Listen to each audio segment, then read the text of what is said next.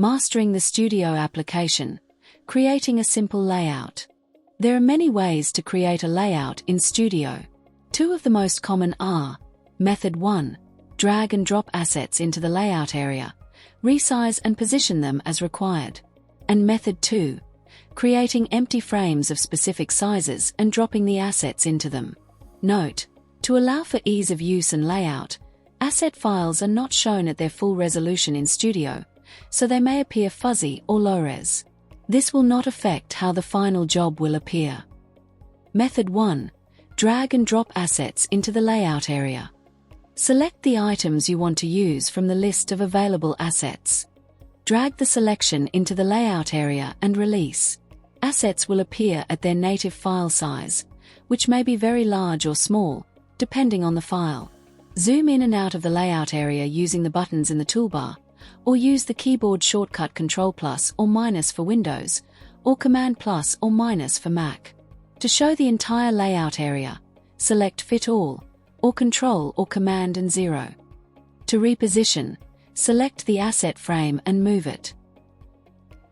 To resize, drag from the frame's edges or corner with the mouse. For more precise sizing, manually enter dimensions in the Box Properties frame panel when the item is selected. The lock icon here controls the asset's ratio preservation. To visualize your printable media area, enter a width and height in the media panel, or select a page size from the drop-down menu. For roll paper simulation, leave the height field as 0. The guide will automatically display the length as you place more assets in the layout area. Place and position any relevant assets for your nesting layout. When you are ready, select the Studio menu, Print option to send the layout to the printer, or select the print icon in the toolbar. Method 2. Create empty frames then drop assets in. This method comes in handy when you have specific print sizes in mind for your assets. Create an empty frame by going to the Edit menu, Create Frame. You can also use the shortcut Shift+0 to create an empty frame, or the icon in the toolbar. A blank 7 by 5 inch frame will appear in the layout area. The frame will appear where the mouse is currently positioned if the Autoplace option is disabled in the Studio settings. Resize the frame as required. To resize, drag from the frame's edges or corner with the mouse. Hold Shift and drag from an edge to resize from one side only.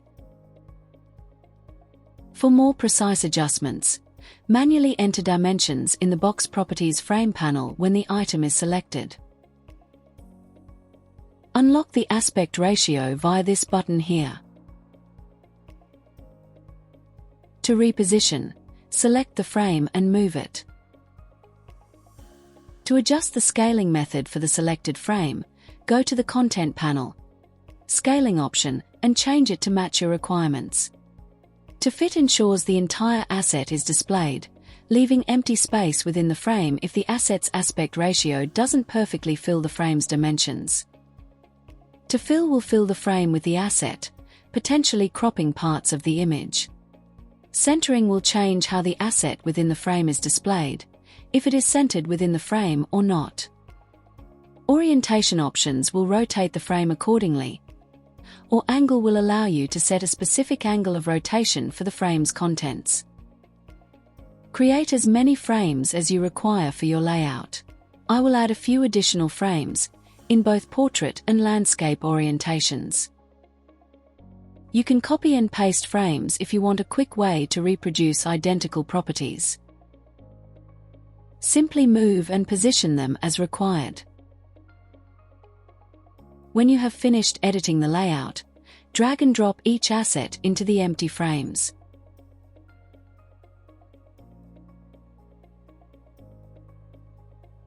When ready, select the Studio menu, Print option to send it for processing, or select the print icon in the toolbar. Up next, creating a step and repeat layout.